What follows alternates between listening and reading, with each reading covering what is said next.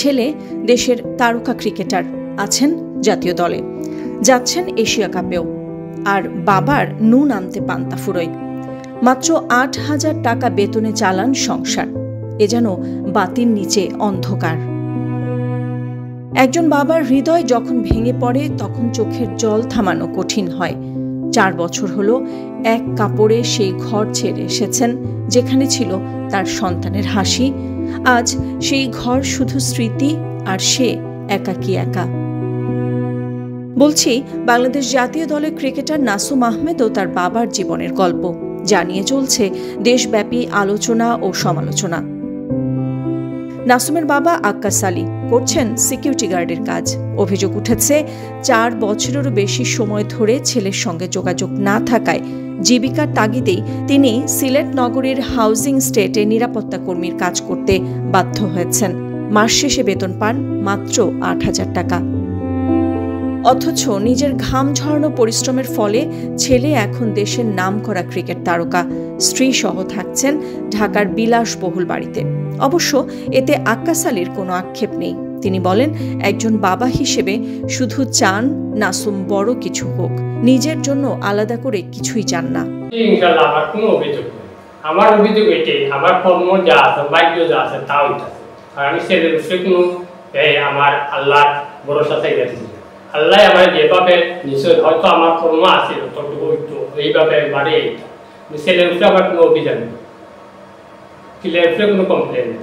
ছেলের স্বপ্ন পূরণ করতে বাবা আক্কাস আলী রিকশা চালানো থেকে শুরু করে সবজি বিক্রি এবং রং মিস্ত্রির কাজও করেছেন। সেই বাবার ঠাঁই হয়নি নাসুম আহমেদের আলো ঝলমলে জীবনে।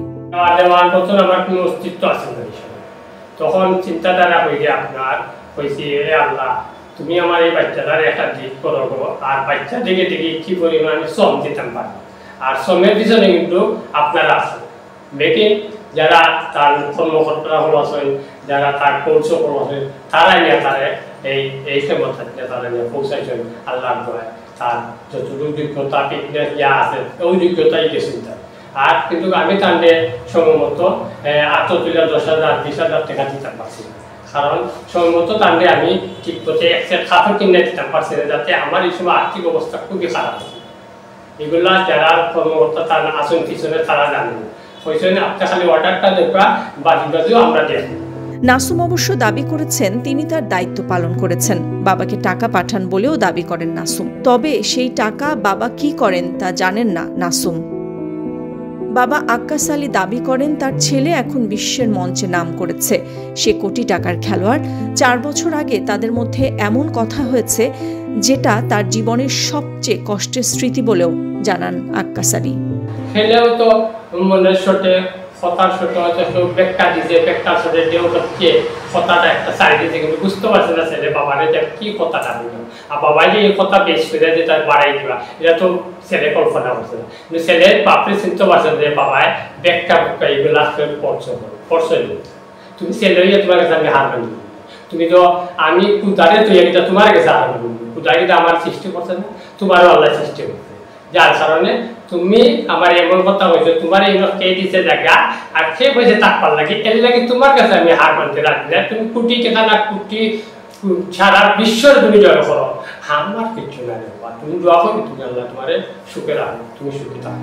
ছেলের স্বপ্ন ছিল বড়, কিন্তু সেই স্বপ্নের মণিকোঠায় বাবার জন্য হয়নি এক টুকরো স্থান। ছেলের খোঁজ না নেয়া ও একাকিত্বের এই কষ্ট চোখের জল হয়ে বয়ে যায়।